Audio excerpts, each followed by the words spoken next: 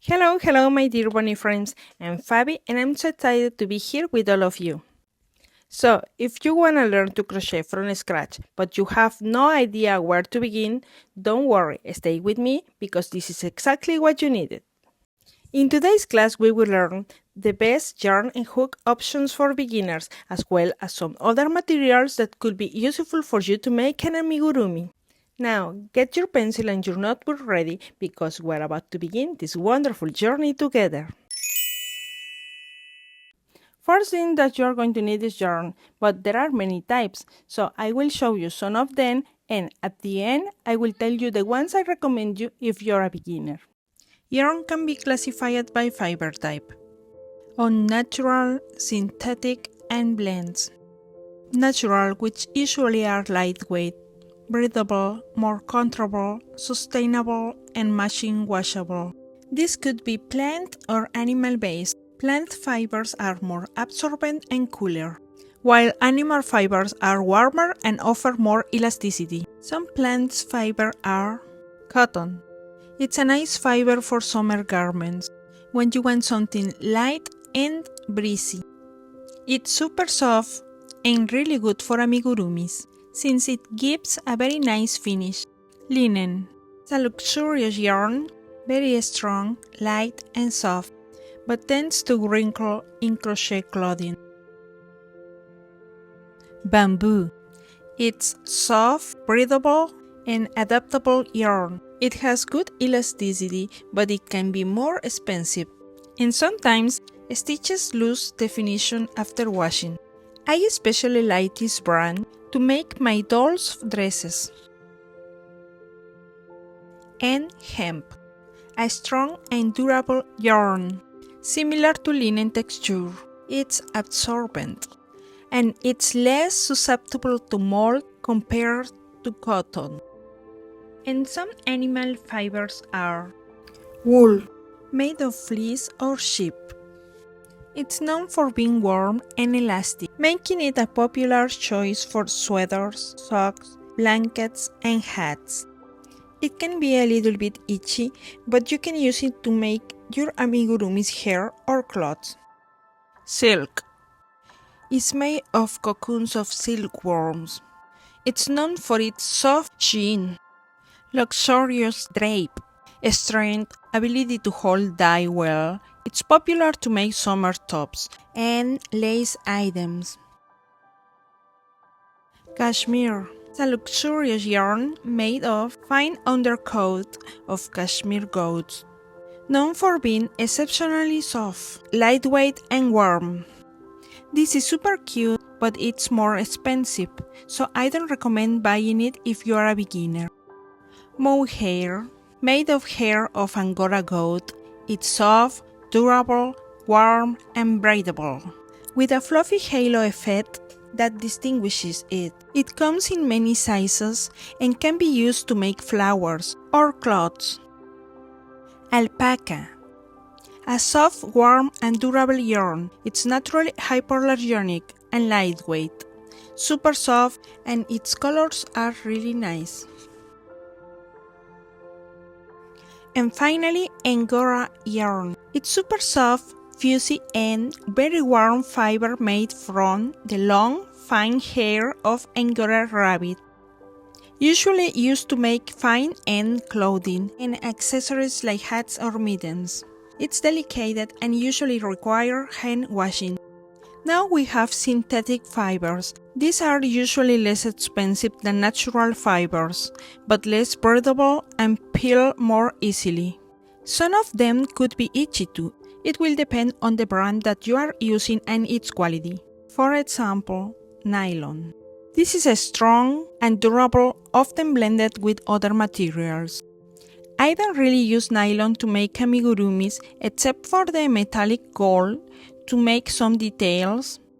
The metallic version of nylon comes in many colors, such as silver, iridescent white, pink, blue, green, etc.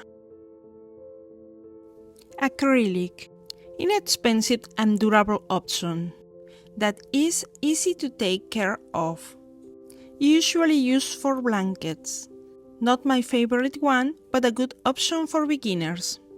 Especially this brand has many colors available, and this is a very good thing in a brand if you want to use it to make amigurumis. Polyester. This is another inexpensive option, durable and good for beginners. There are many sizes of polyester yarn. This one is thick, but you can use it to make your amigurumi's hair. And this one is another type of polyester, which, as you can see, has a different textures. And there are blends too. These usually combine natural and synthetic fibers to leverage the strength of each, increasing durability, making it softer and more comfortable. For example, we have this brand that blends cotton and rayon from bamboo. We have this one especially made for beginners. It's made of cotton and nylon. We have this one too, that is a blend of cotton and acrylic. This brand has many colors available. Many people use it to make amigurumis. Another brand that people use is this one. It's made of cotton and acrylic, also available in many colors. And this one, it's a blend of polyester and viscose. It's super soft. I will use it to make amigurumi's clothes. Another yarn classification is by its finish or appearance. We have dyed yarn. This means color has been added to it. Many people like to do this at home, with very beautiful and unique results. You have to be careful with this type of yarn, because the color tends to be different if it's from a different lot. Mercerized. Usually cotton, but it could be other cellulose fiber. This type of yarn has gone under chemical process which makes fibers smoother, with more vibrant colors, shinier, and more resistant to shrinking. But it's less absorbent and can feel stiffer than regular cotton. This type of yarn is my favorite to make amigurumis. And finally, we have novelty yarns. Crocheting with them can be tricky, but they can create a different and distinctive look. These include boucle. You can use this one to make your amigurumi's hair and give them a curly texture. Ladder, used to make accessories like necklaces, bracelets, and scarves. Eyelash, used to make stuffed animals or amigurumi's hair. Chenille, popular to make plushies, but you can also make soft dolls or clothes with it. And fur, you can use this one to make stuffed animals like teddy bears.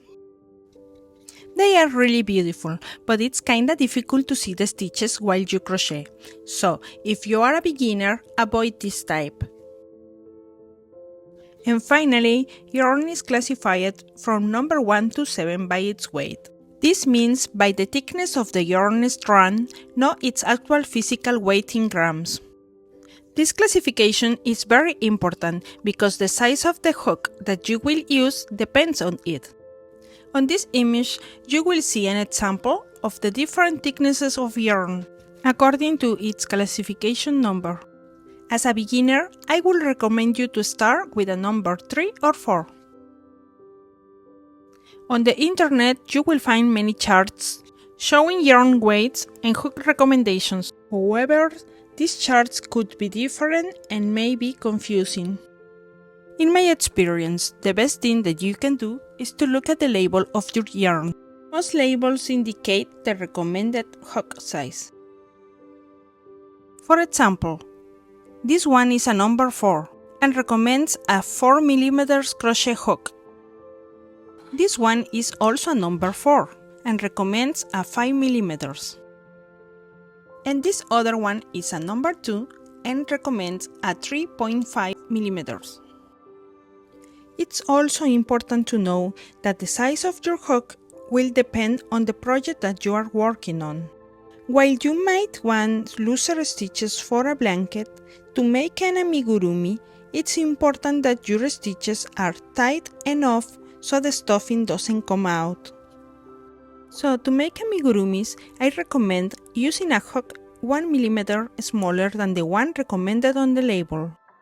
With practice and time, you will be able to adjust the hook size according to the tension of your crochet. If you're a beginner, I will also recommend choosing a simple cotton blend that is light colored, smooth and sturdy, because it's harder to see the stitches with dark colored yarn, so avoid them. Now let's talk about the brands I would recommend, not specifically for beginners, but crocheters in general, since they have many colors and they are high quality. Alice Cotton Gold, it's super soft and smoothly. Lion brand 24/7 Cotton, this is the one I started with and I love it. Easy Peasy yarn, especially designed for beginners, it makes super easy to identify your stitches. Yarn jeans, not especially for beginners, but its quality is really good and it slices smoothly. La Abuelita by Hilos Omega, it's cotton and I think it's a number 4, perfect number for beginners. Omega Sinfonia, this is mercerized yarn. I will consider it premium quality, but it's more expensive than others. I highly recommend it. And finally, if you don't want to spend too much money, I will recommend you Mainstays. It's acrylic, it's a number 4, it's not too expensive, it's good quality, and it has a good amount of colors.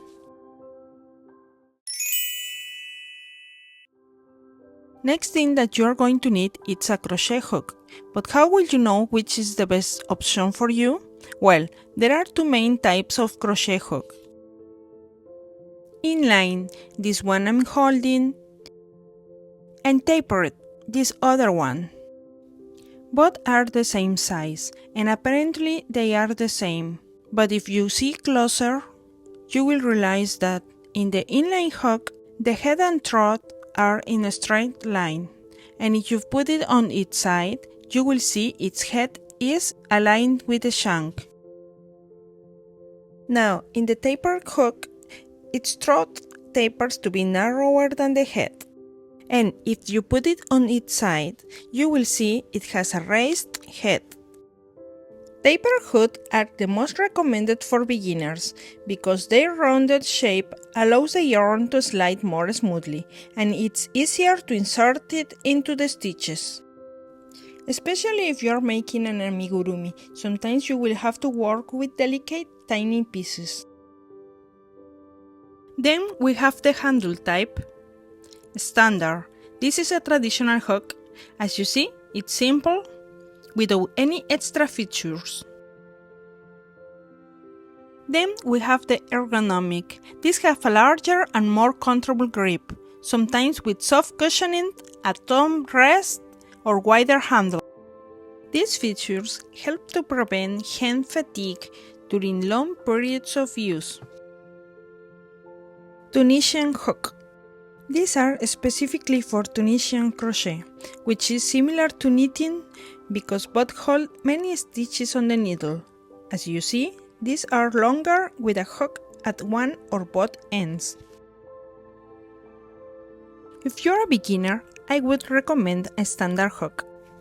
But if you have a bigger budget, an ergonomic one will be much better. Next part, it's fun and exciting. We have hooks made of many materials, so I will show you the most common ones. Aluminum. These are common, durable and lightweight. They allow yarn to glide smoothly. I will say that most of the beginners start with these ones. Steel.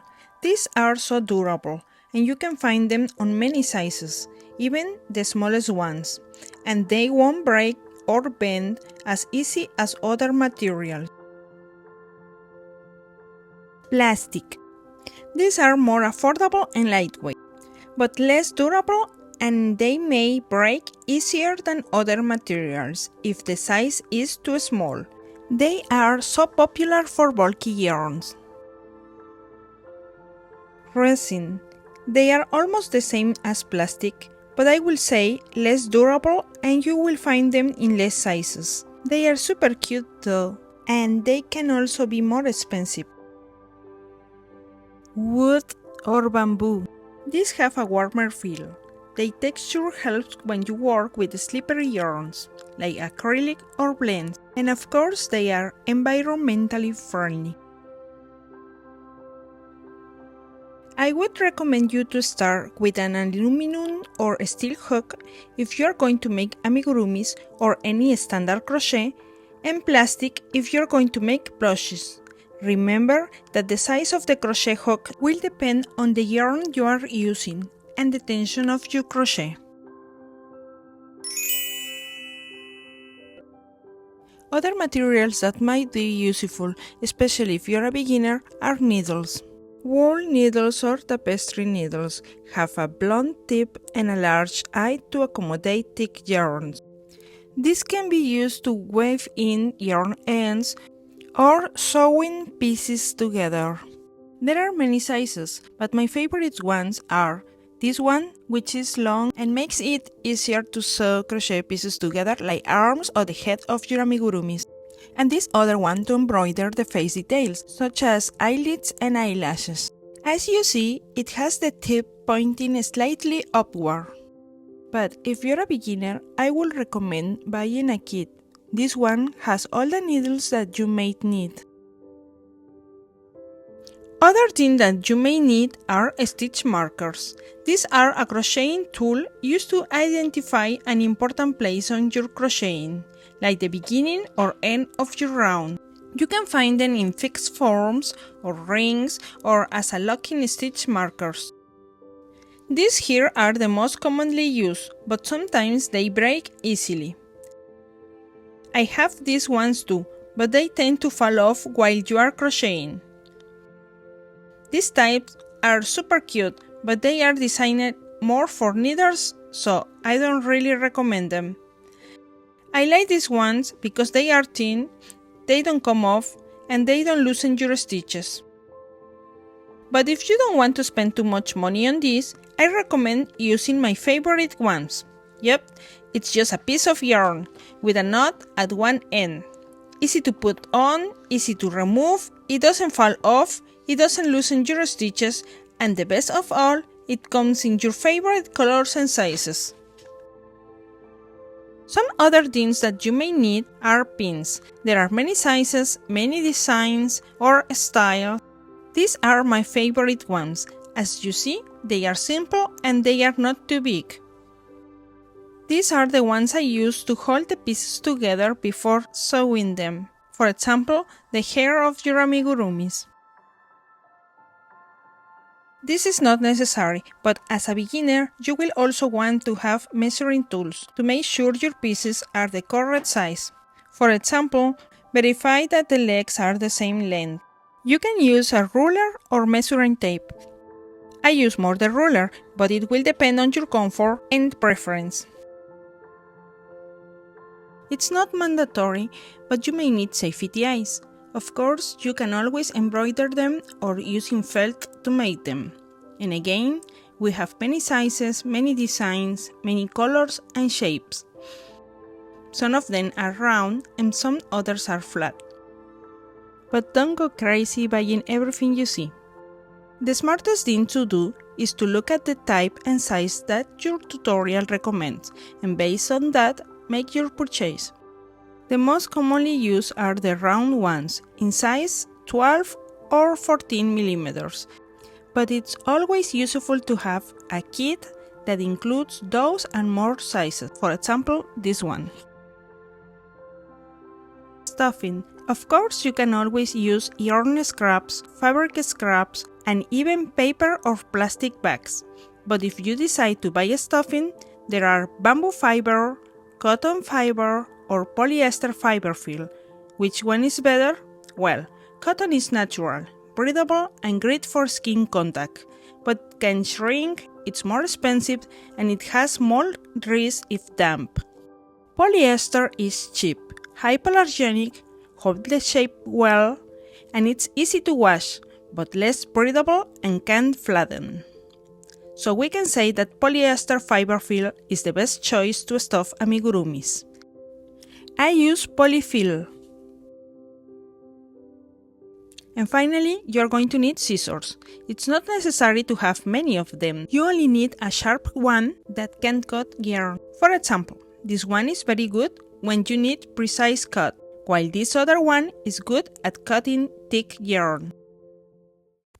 Well, that's all for today. Thank you so much for being here, guys. And don't forget to prepare your materials, because next class we will start crocheting. See you soon!